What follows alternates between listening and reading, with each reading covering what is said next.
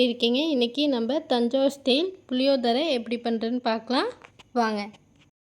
அதுக்கு தேவையான பொருட்கள்: நல்லெண்ணெய் 1/4 கப், கடலைப்பருப்பு 3 ஸ்பூன், கடுகு 1 ஸ்பூன், உளுத்தம்பருப்பு 1 ஸ்பூன், வேர்க்கடலை 1/4 கப், வரமிளகாய் 5, கருவேப்பிலை, சாம்பார் தூள் 1 ஸ்பூன், மஞ்சள்தூள் 1 பிஞ்ச், புளி 200 கிராம், வெல்லம் சின்ன துண்டு, பெருங்காயம் 2 ஸ்பூன்.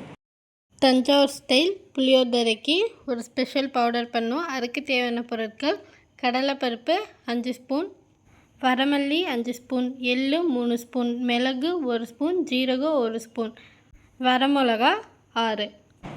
வாங்க இப்போது ஸ்டார்ட் பண்ணலாம். ஃபஸ்ட்டு ஒரு பாத்திரத்தில் எள்ளு, மிளகு, ஜீரகம், வரமிளகாயும் இதெல்லாம் ஆட் பண்ணி. சாரி, நான் வெந்தயம் இன்க்ரீடியன்ஸில் சொல்லியிருக்க மாட்டேன், பட் இப்போ இது வந்து ஒரு ஸ்பெஷல் பவுடருக்காக பண்ணுறது. தஞ்சாவூர் ஸ்டைலில் இருக்கணுங்கிறதுக்காக ஒரு ஸ்பெஷல் பவுடருக்காக நம்ம வறுக்கிறோம்.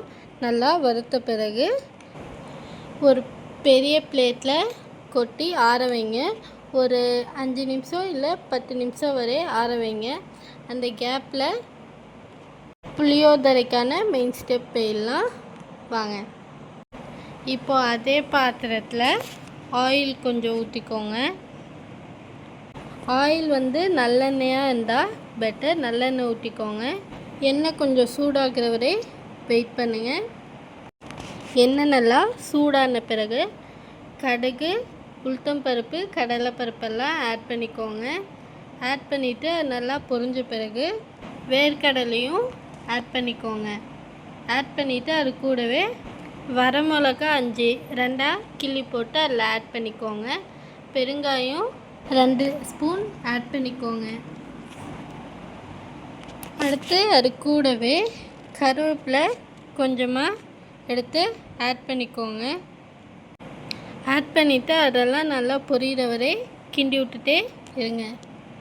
இப்போது தேவையான அளவு உப்பு ஆட் பண்ணிக்கோங்க.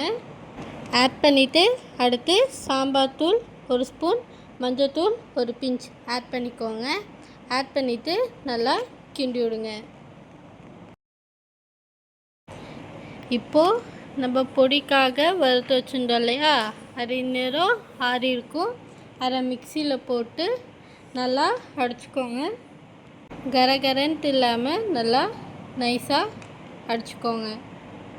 ஒரு 5 மினிட்ஸ் கண்டினியூஸாக அடிச்சிட்டே இருங்க. அடுத்த ஸ்டெப் ரொம்ப மெயினான விஷயம். புளியை தண்ணியில் ஊற வச்சு புளியை வடிகட்டிட்டு அந்த தண்ணியை ஊற்றுங்க. 200 கிராம் புளியை ஊற வச்சுக்கோங்க. அதை நல்லா கலக்கி விட்டுக்கோங்க. ஒரு 5 மினிட்ஸ் நல்லா கண்டினியூஸாக கலக்கி விட்டுட்டே இருங்க. இப்போது அடுத்து சாதம் எடுத்துக்கோங்க. அதில் நம்ம அரைச்சி வச்ச பொடி 3 ஸ்பூன் ஆட் பண்ணிவிட்டு நல்லா கிண்டி விட்டுக்கோங்க. அது கூடவே ஒரு பிஞ்ச் உப்பையும் ஆட் பண்ணிக்கோங்க. ஆயிலும் கொஞ்சமாக ஆட் பண்ணிவிட்டு நல்லா மிக்ஸ் பண்ணி விட்டுக்கோங்க. இந்த பவுடர் எதுக்காக மிக்ஸ் பண்ணுறோன்னா, இது தஞ்சாவூர் ஸ்டைலில் பண்ணுறது. இப்போ நம்ம புளிக்காய்ச்சல் ரெடியானோன்னு அதை மிக்ஸ் பண்ணி சாப்பிட்டா சூப்பராக இருக்கும். ஒரு அரை மணி நேரம் கொதித்த பிறகு அடுப்பு ஆஃப் பண்ணிக்கோங்க. இப்போ சாதத்தில் மிக்ஸ் பண்ணி சாப்பிட்டு பாருங்கள்.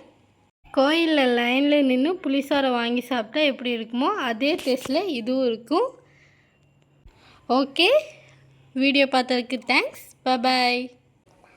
லைக் பண்ணுங்கள், ஷேர் பண்ணுங்கள், கமெண்ட் பண்ணுங்கள், மறக்காமல் சப்ஸ்கிரைப் பண்ணுங்கள். பாய், டாட்டா.